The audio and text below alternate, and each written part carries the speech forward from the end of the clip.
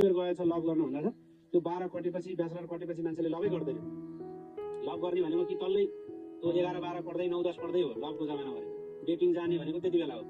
अब अहिले चाहिँ जस्तो मेरो उमेरका साथीहरुको लभ पर्छ पर्दैन सिधा कुराकानी हुन्छ हैन, सिधा सिधा के हो यसो हो भने हो हो होइन सिधा हुन्छ के।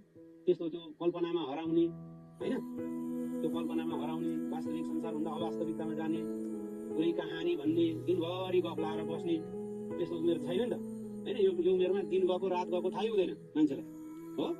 त्यस्तो फोनमा 4 जोडी जोडी गफ गरिन्छ हो हैन। हो त्यो त्यो त्यो जमानामा अब 30 कटेपछि अथवा भनौँ 20 कटेपछि पनि मान्छेले खासै लभ आउँदैन। त्यो सोच्दा पनि सोच्दैन, अरू व्यावहारिक जीवनमा परिसकेको हुन्छ। फुर्सद पनि हुनु पर्यो हैन।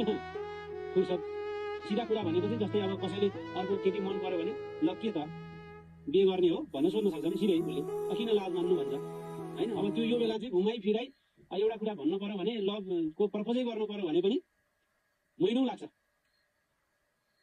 हैन। त्यसैले यसलाई के भनिन्छ भने परिपक्व सम्बन्ध विकास गर्ने आफ्ना नयाँ साथीहरूसँग हैन